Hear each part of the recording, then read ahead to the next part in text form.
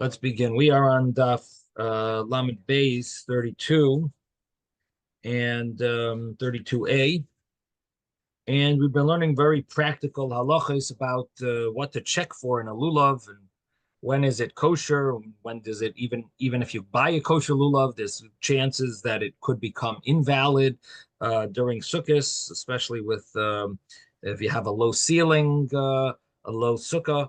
So like the prefab sukkahs, a lot of times they are only like 7 feet, which if you're holding the lulav, a lot of times it bangs into the ceiling. But then in your shul, if it's a low ceiling, also just shaking the lulav a lot could cause the lulav to separate.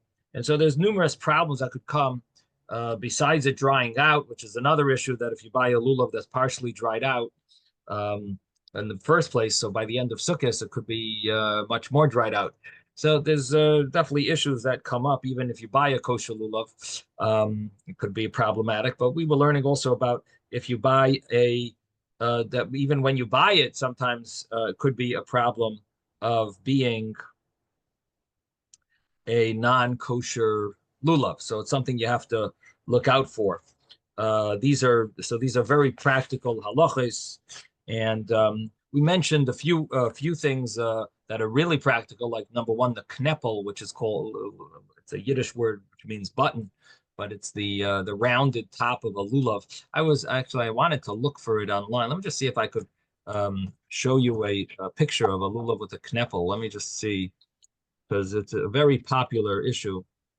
Um, and many people, many of the lulavim have this, and this is something that we specifically look out for. Let me just see images. Uh,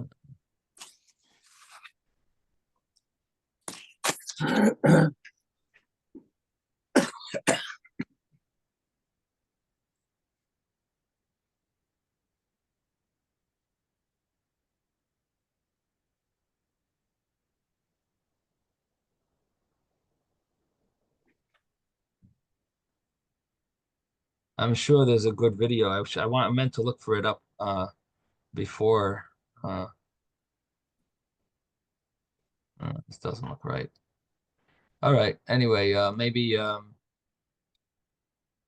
for tomorrow I'll try to look up online. I just thought maybe I'd find something to give you a picture. But basically, the top of the lulav, instead of it coming to a point, it's like rounded.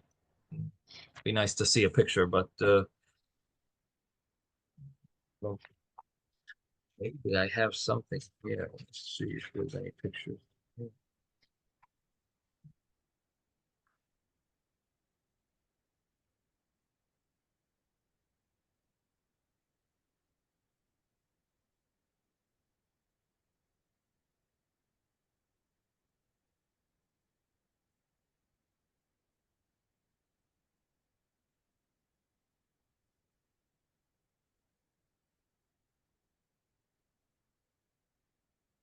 Yeah, I guess it's hard to find pictures of it.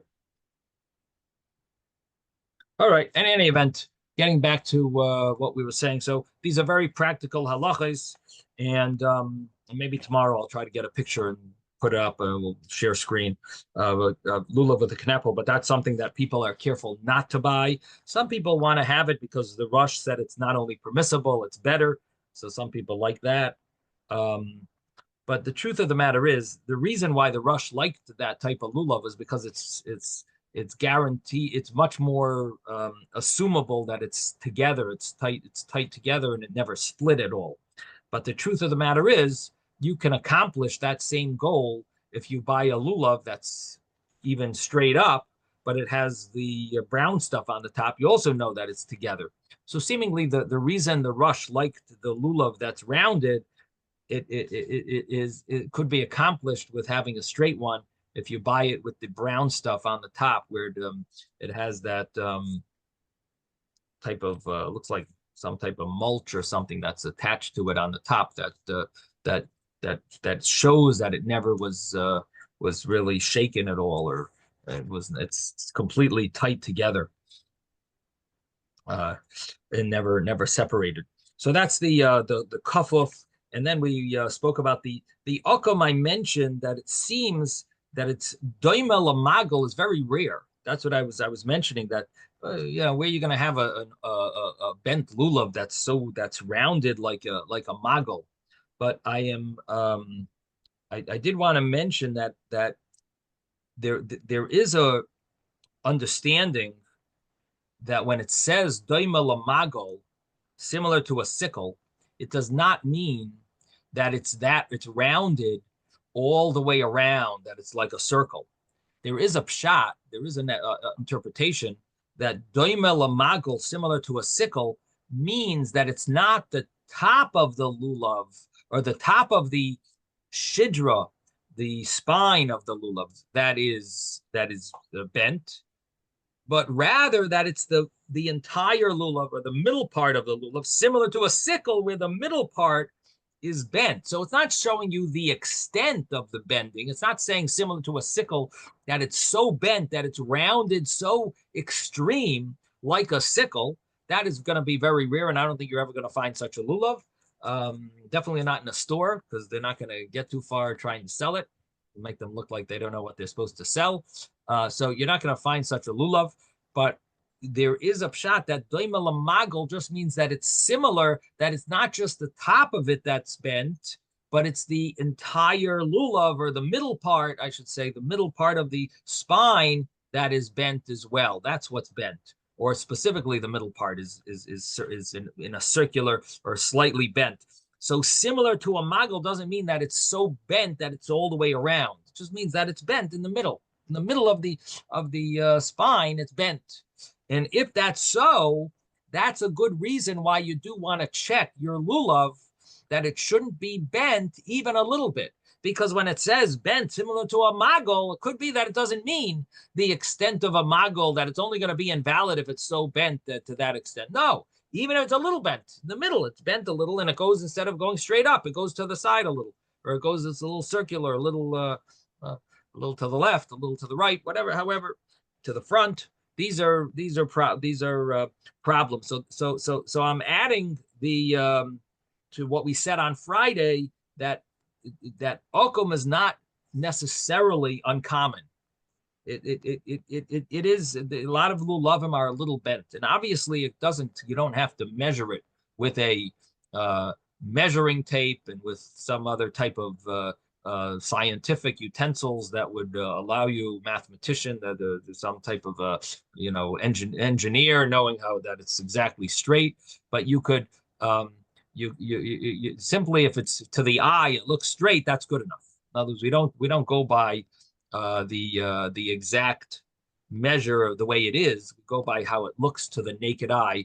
If it's a little a foot away from your face, that would be something along, so if it looks straight to you, that's called straight. That's what it's considered straight. So that's the okum case. And then the other cases, the other case that we talked about was the main issue of nistak, which is not so clear what nistak means. But then the Gemara mentioned the case of nechlaka tiyomes, which is also a topic of discussion of what these two cases are, which we mentioned. We saw different commentaries, different ways of understanding it. But definitely one of these cases means the nechlaka tiyomes seemingly is the way Rashi learns, is that nechlaka tiyomes is the middle leaf is split all the way down. Rashi learns that it's talking about that it's split all the way down, all the way into the spine. It's even split. And the Gemara had said that the end of the Gemara that we learned on Friday was talking about that case, and it gave two views. One is that we don't really know from Rabbi Yeshua ben Levi's statement if it's kosher or not, because you could say Rabbi Yeshua ben Levi's case is when that middle leaf has been removed, and that's where it's invalid. But if it's just split down the middle, that might be valid. And the other way of reading it is that Rabbi Yeshua ben Levi spoke specifically about this case, and he said that when it's split down the middle, in other words, the middle leaf is the middle leaf is a double leaf, and if that double leaf is split, which happens very often, that Rabbi Yehoshua ben Levi says that that's just like it's removed if it's split and it's invalid. And of course, here you have all different opinions to what extent, how much down does it have to be split. We said Rashi learns it has to be split all the way to the shedra, into the spine, that it goes a little deep. It splits all the way down. That's not so common to have that to that extent. However, the other commentaries, some say it's as much as a little bit, or as much as, or according to the there's a Trumas Hadeshen that learns that it means it's just split all the way down the spine, but not into the spine, and that happens. And but then there's other opinions that maybe it goes by a majority, or so this is a common issue with lulavim, that you always have to check the middle leaf. And as I mentioned at the beginning of this class, that when it bangs onto the to your schach, because if you have a low sukkah, that causes this to happen. Every time it bangs, every time that top of the lulav bangs, it does cause it to break apart. That, especially the top one, because that's the one that hits. That's the one that hits first or hits the most. And and with shaking and with banging, it ends up whether it's in your shul, because you have a shul has a low ceiling, or you have a very tall lulav. So even though the shul has a decent size ceiling, or your house is a decent size, but because your lulav or your lulav is very tall, that could happen. And you got to keep in mind that every so often you want to check it to make sure that it hasn't become invalid. So that was the end. I'll just read that piece again because we did it very fast, and then we'll continue. So Toshima is the first word on line 32a, and we're about 10 lines from the top of the page. The Gemara had asked, what's the law about this nechlaka tiyomis? And again, as I mentioned, that there are different opinions what nechlaka tiyomis is, but the simple understanding, and commonly if you go to a Judaica store, people would know, I don't know everyone, but generally the store owners would know if you say the tiyomis. The tiyomis is that middle leaf, so it's commonly known as the middle leaf that extends from the spine. Again, the spine splits into three. There's one to the right, one to the left, and one in the middle. And I did want to mention, right, that I mentioned, I just want to go over that there is such an opinion that this is referring to the rare case of when you have not one middle leaf that's doubled, and one to the right, one to the left, but sometimes you have one to the right, one to the left, and two in the middle, two doubled leaves in the middle, which means like four leaves in the middle. In that case, that's something that happens. It's not that unusual. It happens, and I've seen lulavim like that when you go to look and check you want to check for the middle leaf, and then you realize, oh, there's actually two middle leaves. So that, according to Teves, that's the meaning of nechlaka tiyomis, that when there's two middle leaves, you got to make sure that the two middle leaves are still attached. Sometime, before the lulav starts opening up, those two middle leaves start off somewhat attached. In other words, even though spend with them a pack of tissues and a so basically again the case what we're talking about according to Tosfos, nechlaka tiyomis means that the lulav that is this unique type of lulav that has the spine breaks, instead of into three, it breaks into four double leaves. And normally a lulav breaks into three double leaves, a right, a left, and a middle. Here the lulav breaks into four, a right, a left, and two in the middle. And when that happens, those two have to be or should be together. And if they're not, Rav Papa asks, what would the halacha be? So that's the way Tosfos learns the question of nechlaka tiyomis. Now, if that happens, if you find such a lulav, I would suggest you don't buy it, because chances are that it's not together even when you find it that way. And even if they are together, they are going to break apart. It's very rare for those middle two to to stay together, the entire sukkahs. So when you have a lulav with one on the right, one on the left, and two in the middle, two double leaves in the middle, which means four leaves, so to speak. Two double leaves in the middle. That would be the case according to Teves. Again, Rashi learns it's talking about the typical case of one to the right, one to the left, and one in the middle. And the middle one is called a tiyamis. But once in a while, you have a double tiyamis, two tiyamises where they're doubled leaves and they're both in the middle of the lulav. And that would be a case where according to Teves, that's what the Gemara is talking about. And as we already said, the conclusion of the Gemara, it leaves it a little vague. There's one opinion in the beginning that we don't have clarity, and the second opinion, the second Ikadamri, the other version is that we do have clarity that it's invalid. So let's read it inside. Tashema coming here. So we're 10 lines from the top, 32a. Tashema da Amar Rabbi Yochanan. Rabbi Yochanan says, Amar Rabbi Shua ben Levi, in the name of Rabbi Shua ben Levi, Nitla hatiyoymes pasul. If the middle leaf has been taken, it is invalid. If it has been removed, somehow it got cut off. I don't know why a person would do that. Probably how that happened. It sounds strange, but somehow it got removed, and the law is it's invalid. So the Gemara says, "My lav, isn't this also huadin nechlaka? Isn't this the same law by nechlaka that it got split?"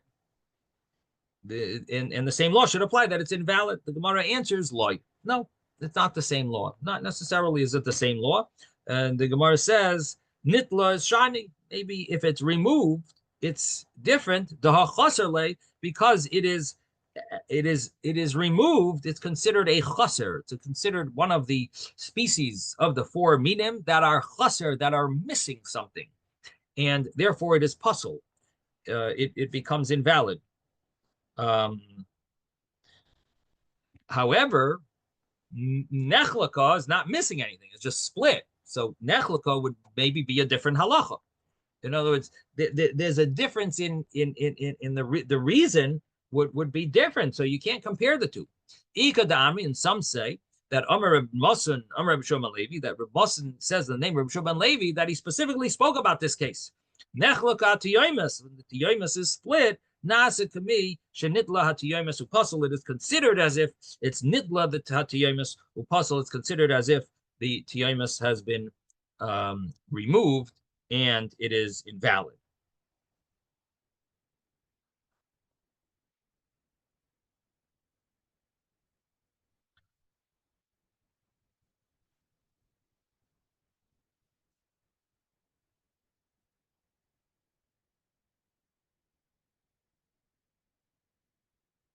Question would be, what's the reason behind this? Why would they be similar? Nitla means that it's missing something. You know, the way we just explained it in the previous sentence. Nitla, the reason why it's invalid is missing, the Gemara just said.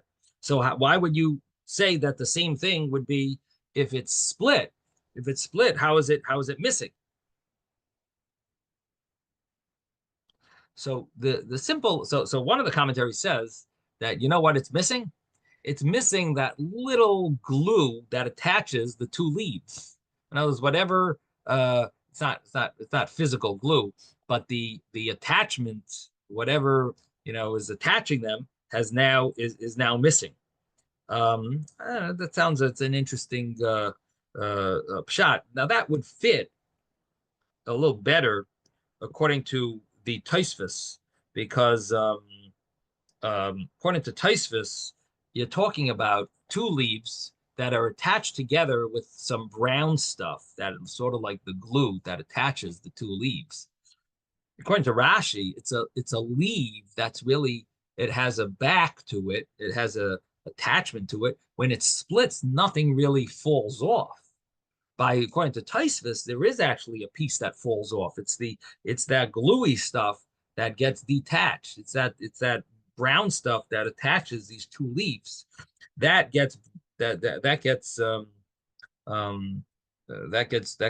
falls off. So it does seem a little surprising to learn this way. And the funny thing is, according to Taisus, he doesn't even learn this way. So I'm saying this shot fits with Taisus, but the thing is, Taisus says the problem is it's not Hadar, it's not beautiful. And what comes out is that both of them, the reason is um, that it's not Hadar, it's not beautiful. Both by, in other words, so the problem is not that it's missing. You know, the Ika de Amri learns differently than the first version. The first version understands that nechlika hatiyomis, we don't know what the halach is because it's not similar to nitla hatiyomis, which we do know what the halach is, that it's invalid. And we know the reason for it, that it's invalid, is because it's chaser, it's because it is missing this leaf in the middle. If it was removed, it's missing it. And when one of the species is missing something, that would make it invalid. In nechlika, we don't know what the halacha would be if it's split. Now, according to the second version of the Gemara, which is Reb Musson in the name of Reb Shua ben Levi, he says that they compare the two cases. Now, Tosfos explains that the reason why they're invalid is because they're not hadar, not because they're missing something. The reason why they're invalid is because it's not beautiful. So the same way it's not beautiful if it's missing that middle piece, it's also not beautiful if it's split. If it's split, it means it's not, the beauty is not there anymore. Now, in Shulchan Aruch, it paskins, they paskin that it's invalid, that if it's split. The other question is to what extent, how far down, how far down if it's split is it invalid? But in Tuf Reish Mem Hey is where all these laws are in 645, chapter 645. All these laws are very practical chapter of the Shulchan Aruch. So it mentions in the Shulchan Aruch 645, paragraph 6. Niktam roishe danu shenikbu roiv ha'olin ha'elyonim puzzle.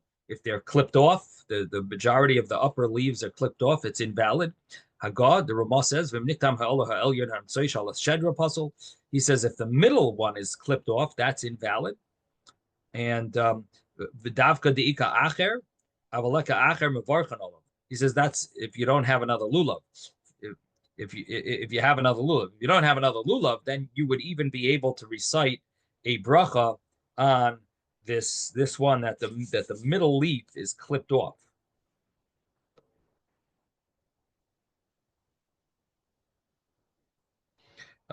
Some argue on this Ramah and say that it's puzzle.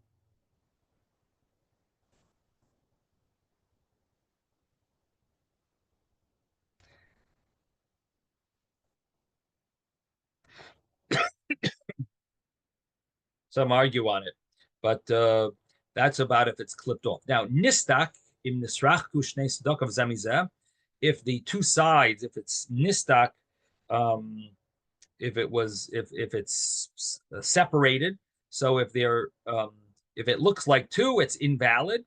The Ramah says if the top leaf is not divided,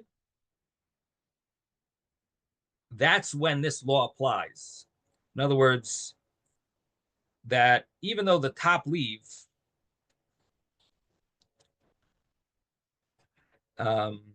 is together, nevertheless, it could be invalid if the lulav divides into two parts.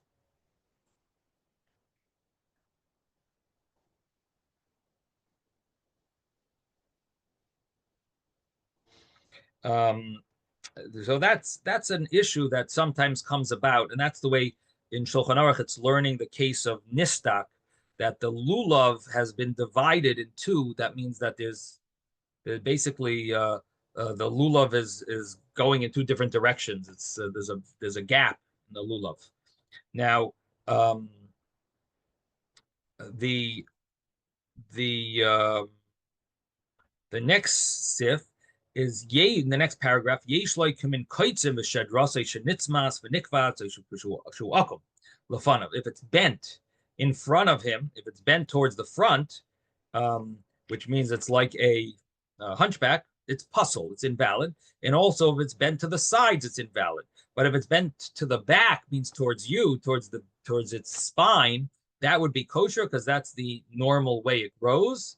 And then it talks about if it's now just going back to what we said, that if it's nechlaka hatiyomis.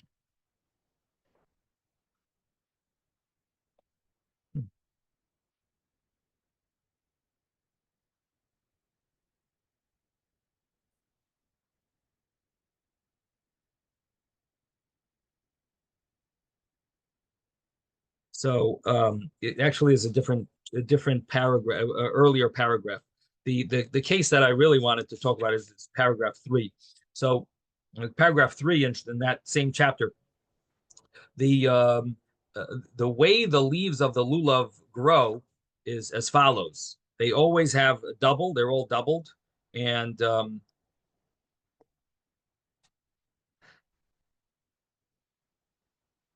the back of them is called the tiyomis. The where the two doubles attach is called the tiyomis. Nechlaka tiyomis, the middle, that back has been divided in majority of the leaves, it's invalid. If the leaves are they're undoubled leaves, they're for some reason they were uh, grew in a weird way that it doesn't have the double leaf to them. It's only one leaf, and they're not doubled. So that would be invalid. Or if all of the leaves are only on one side of the lulav, that would also be invalid. And some say that if the middle leaf, which is on the shedra, which is on the spine, the middle leaf that goes up from the spine until the shedra, until the spine, that's called nechlaka tiyomis. That's called where the leaf has split, and it is invalid. And just lost the place. And that's invalid. And the Mishabur says that would be on the first day of Sukkot, that would be invalid, but in the other days it would be kosher. And the Ramah continues and says, and this is the minhag, that it's invalid. However, lechatchila, preferably, you should take a lulav. So the case that the Ramah is talking about is where the middle leaf is split until all the way until it reaches the shedra, until it reaches the spine. That's called nechlaka hatiyomis. That's where this piece has been split all the way down to the spine. Now the Mishabura adds that you should be machmir if it's roiv split, if it's majority split, because we always say the majority is like the entire thing. If it's only partially split, you don't have to be machmir at all. It brings the grow. And they bring from the Alter Rebbe on the bottom here, they bring that if it's entirely split, it's invalid. And seems like the Alter Rebbe says the entire thing. Now, the Mishabura continues. This is a case where the Ramah is talking about a case where it's split all the way down, or majority. We just saw the Mishabura that's where you should be machmer. You should consider it invalid. Split the majority, even if it's not all the way down, but the majority of that area that's from the spine, the end of the spine, all the way up to the top. If that's, let's say, 6 inches, so if more than 3 inches is split, you should be machmer. So it's a majority. Then he brings the Ramah continues. He says, really, you shouldn't rely on that. You shouldn't take a lulav that's at all any split at all, because some are machmer even if only a little of it is split. So you should really take a lulav that's completely together. And the Mishabura on that says that if you have another lulav, you definitely should try to get another lulav, but you don't have to if you shook already.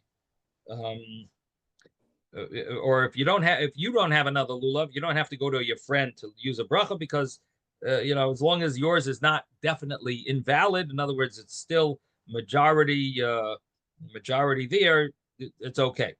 Or at least, or if it's not, if it's either majority there or there's a little there, according to the Ramah, it's okay. And he brings, because some are machmir, that you shouldn't even have a little split. The reason is because through the wavings, it's very often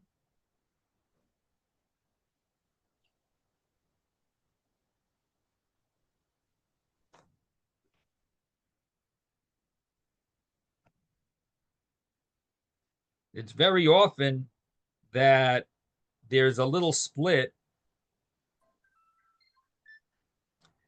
through the wavings, and the Taz says only the measurement is a tefach. That's where you should be machmir. If it's a tefach split, that's where you should be careful. And because the Rambam says a tefach, so he says that there is such a reason to say it goes by one hand breadth. It's a hand breadth split. So that's based on a Taz. That's based on, which is based on a Rambam, and Chai Adam says that according to this opinion, you should be careful even a drop, even a little bit. And look at what we wrote in Sifkat and Tes Zayin. So we'll have to take a look there. About Roiv, that that it goes by the majority. We did that one. That it goes by the majority. Therefore, the Mishnah Berurah says, if you have another lulav, why isn't there sound? What? If you have another lulav, it's better to make a bracha on the other lulav. But Medina, you don't have to worry as long as you have Roiv. The Mishnah Berurah seems to want to follow the Vilna Gaon, that it goes by majority.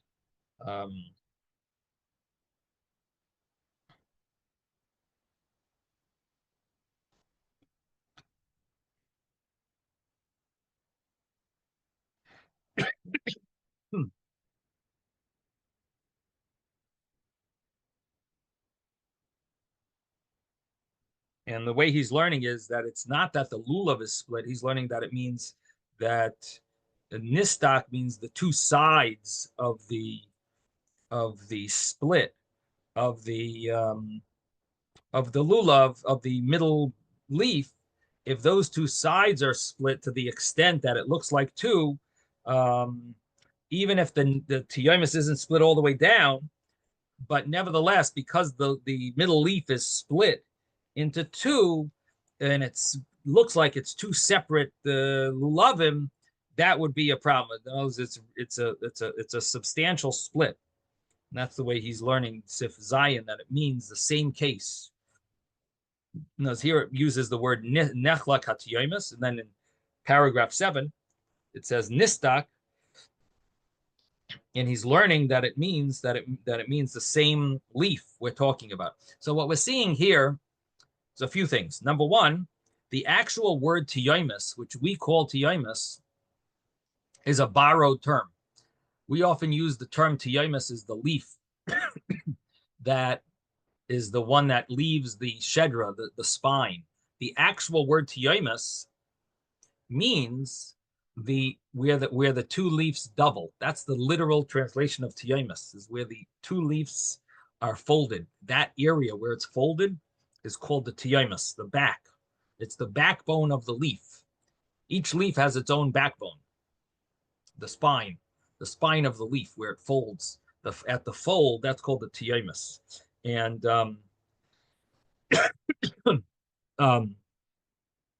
that tiyomis, our Gemara borrows that term and says nechloka tiyomis, and it means that place where it folds is split. Rashi learns it means the middle leaf. It means that the term tiyomis has taken on like a new meaning the specifically it's the middle leaf that had that, and that's referring to. It's nechlika that it gets split, and on the split of the middle leaf, there's a discussion to what extent is that going to be invalid. And here you have reason to be machmir. It says even if it's a little split, we saw a concept of if it's a handbreadth split. We saw a concept if it's majority split, and then we saw a concept that it's completely split, and then we saw a final concept that it's if it's split even into the spine, and the spine is also split. So these are all different understandings of the nechlika. And what we did see is that this should only be a problem on the first day, but the other days it would not be a problem. This issue of nechlika hatiyomis would only be a problem on the first day, but not on the other days. Now, Rabbi, I just want to mention that the way the Mishnah Berurah is learning it, and the way it seems from the Machaber, from the Rabbi Yosef Cairo, that even when it's split and it's kosher, you do have to be careful because it's not split that much. You do have to be careful that they're not far apart, that they're not bent far apart. There is a discussion in the poskim. Are you allowed to use super glue to attach the two pieces of the lulav together? Would that be okay? And I'd have to look it up. If they specifically talking about when it's split too far apart, or are they talking about in order that it doesn't get more invalid, split longer? Would that is that the scenario where they talk about it? But it's talked about by the later poskim of today. I think Rav Vosner might have a psak about it, or Shlomo Zalman Auerbach. Some of the later poskim talk about super gluing the middle leaf to make it, either make it kosher or about now that it shouldn't get more invalid. Preventive. Rabbi. Just 1 second. Jeffrey had something about to say. Yes, Jeffrey. In all the years that I've been looking at lulavin, it seems to me we are very favored nowadays. We have very, very good choice, and you don't have these things. And all these people that are writing before the Shulchan Aruch and even after the Shulchan Aruch, right, Lataz, whatever, it's hundreds of years ago. They had real problems to try to get these palms from the Mediterranean and get them to Eastern Europe and Northern Europe. And we are so much more fortunate now. I think it's very, very rare that you see a lot of these distresses on the palm. So I hear what you're saying, Jeffrey. I would say that there's a difference between 10 years ago and 20 years ago, because 10 years ago, they started with these dairy lulavim, or maybe 7, 8 years ago. And that actually did change a large part of the landscape of the lulavim. But I will tell you that earlier than 10 years ago, I remember here in Florida where like the Judaica stores were running out of good lulavim. Like they were problematic. They either had splits in them, they were bent, they were this. So it's not as perfect as you make it. I would think maybe in Brookline where you are for Sukkot or something. I don't know. I don't know where you spend Sukkot often, but in Brookline, we're actually in the city of Boston. Boston. But in any event, it's not. Maybe you're buying the dairy, but a lot of people don't buy the dairy. A lot of people buy the regular, and the regular, a lot of times they do get, they do get cracked, they do get split in the middle. So, and they often are bent. So it's not even the dairy. Once in a while are bent. They're not really. I think it's rare to find a dairy that's split, but the dairy that's bent is not rare. They do have. They don't check them as perfectly as you would like, and therefore there's room to say that it's not as perfect as you're saying, but it's better than it used to be. Yes, David, you wanted to say something? Yeah, I did a Google search on split lulav. And one of the sources was Shulchan Aruch Harav. So there's a whole discussion there. There's a question and answer at the end. And the last question is, does it help to glue a split Yomas leaf back together? And it says some poskim rules valid to glue the Tiomas together. And the source is Piskei Tshuva 645, number 4, in the name of Rab Y.Y. Fisher, as the entire reason for the invalidation is due to it continuing to split, which is prevented with glue. Right. Okay. Okay. So that was answering what you were just saying about whether it's be this or that. What's the reason? Right. Well, the question would be, what would be if it was divided into, like, it was going in different directions? Would you be allowed to glue it together to kosher it? That would be an interesting question. In other words, it's not because you're not. It's not only because it's going to further split, but it's in order to make it kosher at this point. So in any event, we have to look into that. Because it seems to be saying it's based on this reason of the continuation to split, but if it's based on the other reason, it's not so clear cut that this would fix it. You follow what I'm saying? Yeah, I'm just wondering, is he saying is he saying that you're doing this in order that it shouldn't split more in this way, and that's the reason why these poskim hold that it's even invalid now, and you want to fix it because because even now it's invalid because they say we're afraid it's going to split more, and therefore we invalidate it even from a little? Or is he saying that we're afraid you're going to end up splitting more, and therefore you're just preventing the problem which might come about later? Or is it a problem now already, and you're fixing the problem? Because if you're fixing the problem now, so then seemingly you could fix the other problem as well. Now, are you allowed to fix the lulav after it's invalid and make it valid by doing this? Is this right? But so the wording sounds like it's the second thing that you said, because the entire reason, it says the entire reason for the invalidation is due to it continuing to split. Right. So it sounds like it's invalid already, and the reason is because it's going to continue. So if that's true, then maybe you could be able to fix the other thing also. You're allowed to fix an invalid lulav, and it's not just preventative that you're allowed to fix it. It's you're fixing it that it's invalid already, and you're still fixing it. So maybe you could fix it for the other type of scenario as well. The truth is, maybe I should go through the Alter Rebbe, the Shulchan Aruch Harav here, where he talks about the different cases. And let's just go through it. See right here, 645. I have it right in front of me. So he brings down that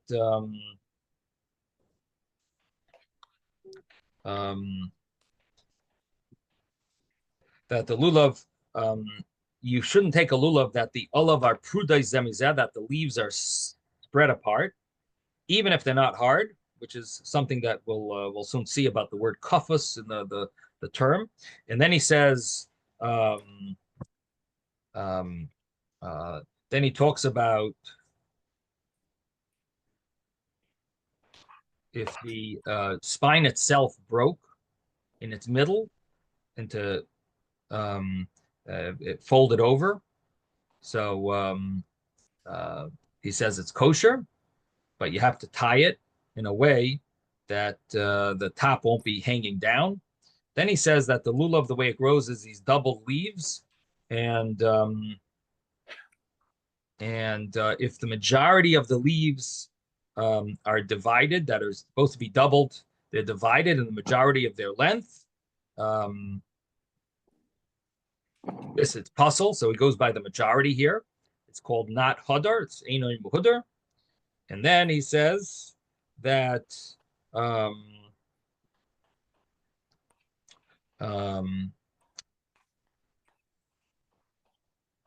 even if it grew that way in the first place, it didn't have double leaves in majority, it's also invalid. So if the majority split, or if it or if they grew, they didn't have them, it's invalid. And this is all besides for the top leaf. But if the top leaf, the middle leaf, which is the tallest, if that is called, that's called the top of the lulav, the reish halulav. So this should also be doubled. And if it's not doubled, meaning it didn't grow that way, it's invalid. Even if all the other ones are valid, this one ruins it. It doesn't go by majority. It's just simply if it's invalid, if it doesn't have it, it's invalid. And if it gets split down the middle, all of its length, he doesn't say majority here, interesting. He says all of its length until where the leaves come out of. That was the way Rashi learned it. Until where the lower leaves come from, that makes it invalid. And these are, the reason for it is because it's not hadar, it's not beautiful. It's not because of it's not beautiful, it's because it's called a lakachtem pamo. You have to have something complete. And this middle leaf, which is the main one that everyone sees, and it's supposed to be double if it's divided in two, so it's visible and it looks like it's blemished. It looks like it's not complete. So the reason is because it's not tam. It's supposed to be tam, complete, and this is not called complete. So it's not about the word. The word chaser would be would not be the perfect word for this. That it's missing something. Not that it's missing something, but it's not something that's complete. And when does this apply? When the entire thing is split. But if it's only part of it, it's kosher. That's the diavad. That's after the fact. Or you don't have another lulav, then you don't have to go to another. It's kosher. Or if it's only part of it is divided. But l'chatchila, preferably, it's a mitzvah min hamuvchar to go after a lulav that the middle leaf is not split at all. It should be all the way up to the top, because some opinions are that it's invalid, even if it's only a little. And even though we don't follow that, la halacha, nevertheless, it's good to be strict if it's possible. And that is that's the way the Alter Rebbe paskins. So it sounds, the way he worded it is that it's on the first day of Sukkot. You don't have to go to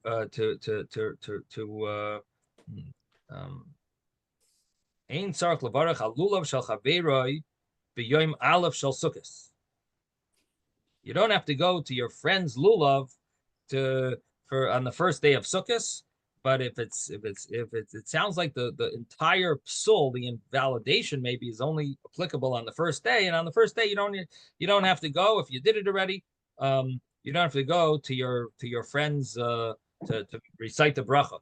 So it sounds like it's on the first day. We'll have to see if that's what he means. But that's what it sounds like. That it's only on the first day that it would be invalid. If it's which is what we did see that in the Mishnah Berurah as well. That this whole thing is only applicable on the first day. Then he talks about if it's nistika hashedra, if the spine split under this leaf, this top leaf, that means that that the spine is somehow cracked in the middle down the length.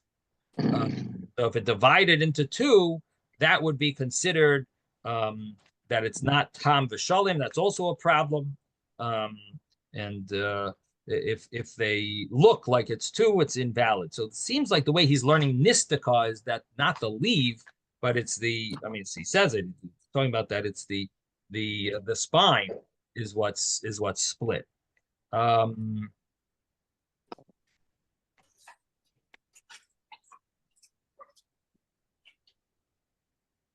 Now,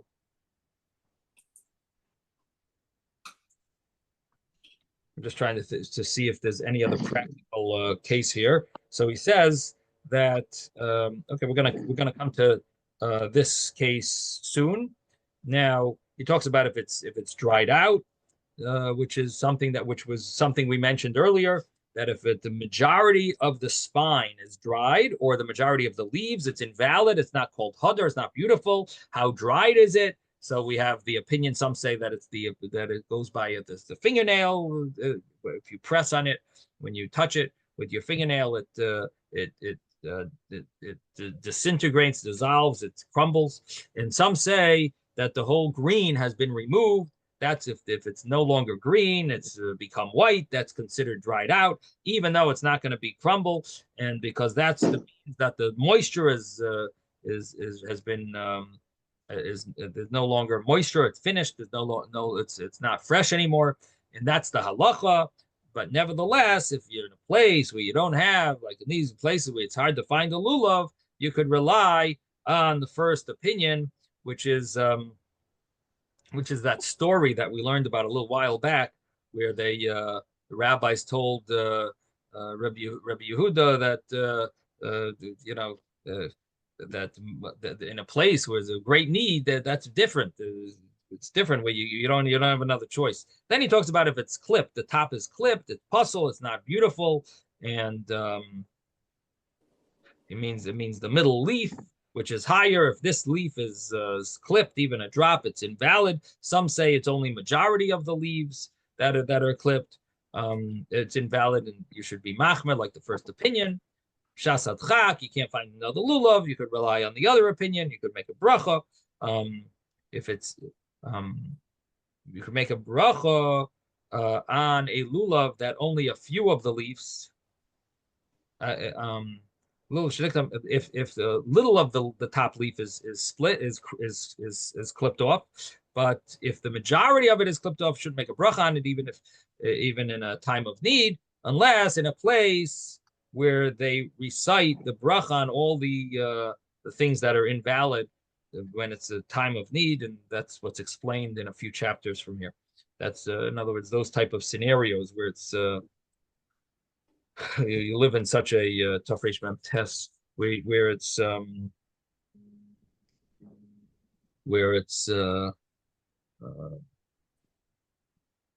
place where it's very hard to get. Yesh Mekaymis.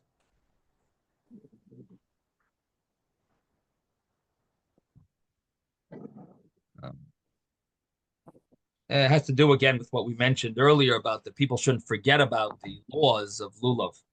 Okay, so that pretty much. Then it talks about the case of where it's bent.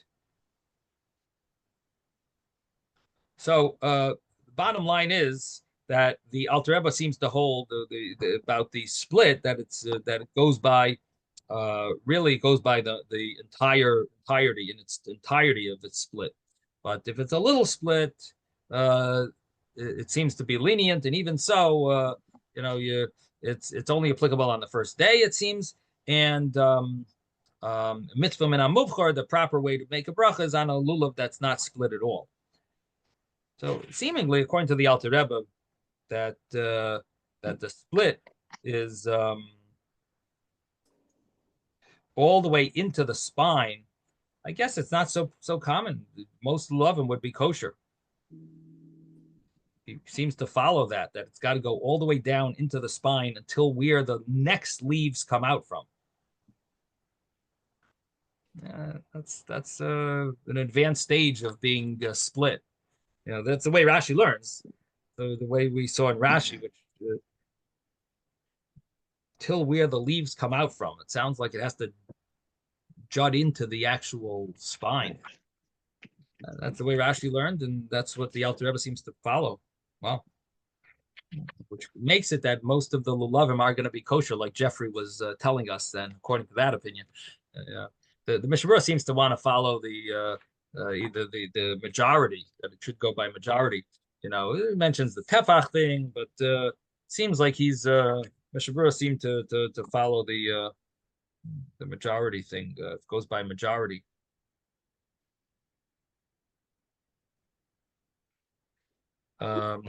Any event,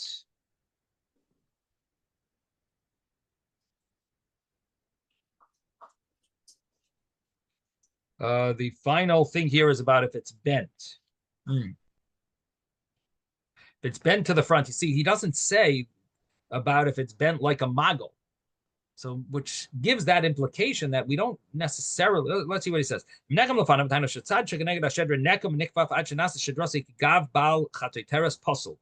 That it's similar to a person that is a hunchback. It's invalid. It's not hadar.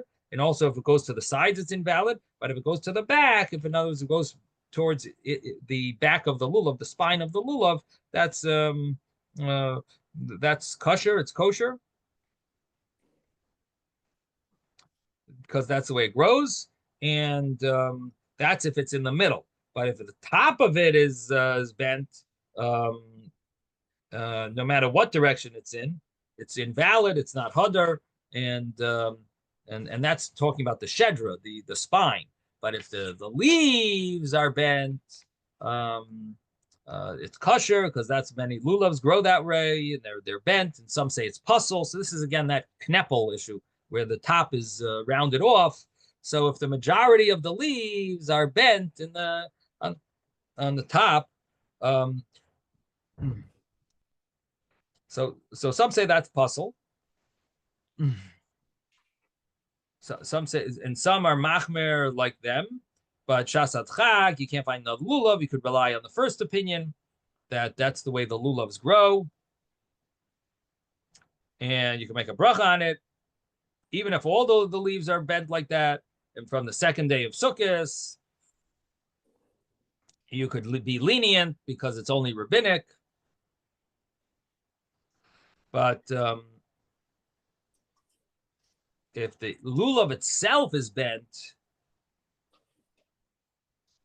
im guf all in nikfafu harbe mioid, if the leaf itself is bent a lot to the middle, and it looks like it's folded into two, then pasul shein zahadar klal. So now this only applies if the top of the leaves are in other words, right after the spine of the lulav finishes, if they bend right there all the way down, that's a problem. But if it's the top of the leaf, that's where you have this whole discussion again. So it's dealing with this kneppel issue where they seem to be bent on the top, the olin. So the Alter Rebbe seems to say, he starts off with that it's kosher because that's the way many lulavim are, and some say it's puzzle if the majority of the leaves are bent like on the top, even a drop, and you should be machmer like them if it's. But if it's a time of need, you can't find another lulav, then you could rely on that first opinion. So it doesn't seem to say, interesting, it doesn't seem to hold about if just the top leaf.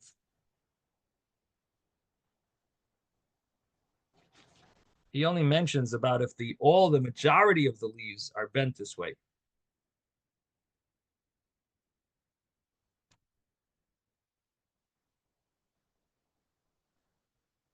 Interesting. He doesn't seem to follow that. The top, that it's only the top one that's bent. Okay, well that gives us a little more views from the final halacha. Oh boy, it's 11 o'clock.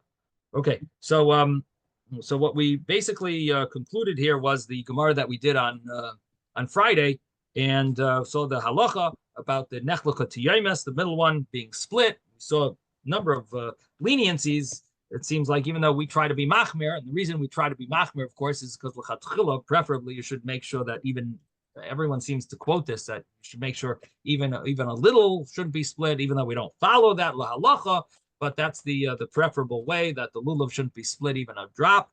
So that's the preferable way to do the mitzvah. I'm going to just take one more minute. Let's do another line or two. Rabbi Yehuda says, Yagdenu Milmaila. Rabbi Yehuda says that if the leaves are separated, they're not detached, they're separated, so you should tie it above.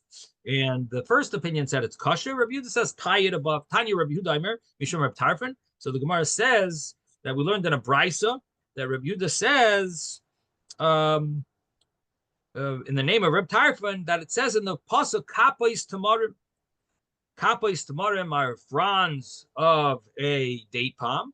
So the Gemara says, it says Kapos, missing a Vav. So that or not necessarily because it's missing a Vav, but because it uses this word Kapos, the Gemara says it could also be read Kafus. And what does Kafus mean? Kafus means that it's tied, and therefore im haya parod yikfasenu. If it was separated, if the leaves are not seem to be united together, closely together, then yikfasenu, you should tie them. Kafus means to be tied. And then the Gemara says, Amalei Ravina Ravashi mimai dahai kapos tamarim de lulava. Who? How do you know that kapos tamarim mean that it's of a date palm? Ema, maybe it means lecharusa, that it's a. In other words, how do you know that it's the lulav that we know of?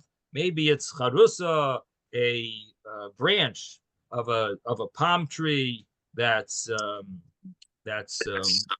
well grown and spread out. Maybe it means a charusa, which is a term that we used a little before charus, that it's where the leaves are much hard, the spine is very hard and spread out. So Gemara says, being a kafus veleka, we need that you would be able to tie it together. That's the word kapois, is kafus, it has to be tied veleka, and you won't have that if you're talking about a fully developed branch, a charusa. That wouldn't be possible, because basically you wouldn't be able to tie them together. They're spread out, and they're too hard. They wouldn't be able to be tied. The Gemara says the ema ufsa. Maybe when the Torah says for this palm, the kapos tamarim, maybe it means a chunk of wood from the piece of wood that doesn't have any branches, the trunk, a piece of the trunk, or ufsa. So the Gemara says kafus mechlal deika parud, that the fact that it uses this word kapos, which is we're translating and we're connecting to the word kafus, which means tied. It means that it could be spread out, and v'hai kafus v'oimed lo'ilam, and this is never going to be spread out. It's always one piece. Well, it's always connected. In other words, there's nothing to separate. It's kafus v'oimed lo'ilam. It's tied together forever. A piece of the trunk. So you can't mean that. It has to be something that could be spread out, and you tie it together. Gemara says the ema kufra. Maybe it means kufra, which means that it's not totally developed, but it's younger, and you could still tie it together. And but they're spread out. But the thing is that it's like the young shoots. And the thing that we know the Torah is a way of kindness, and these type of shoots have some type of a pricklies coming out of them, and therefore it doesn't mean that, because people would be getting cuts and be in pain, and it would damage. So therefore it can't mean that. So we're going to stop here. Sei gesund, everyone. Hold it, Rebbe. Precisely, forgive me, this is a terrible question to ask at the end of the shir. Precisely where on the daf are we? Oh. I'm trying to find it on the page, and I couldn't. We just said shalom. That is about 8 lines or 10 lines up from the bottom of the page, 32a.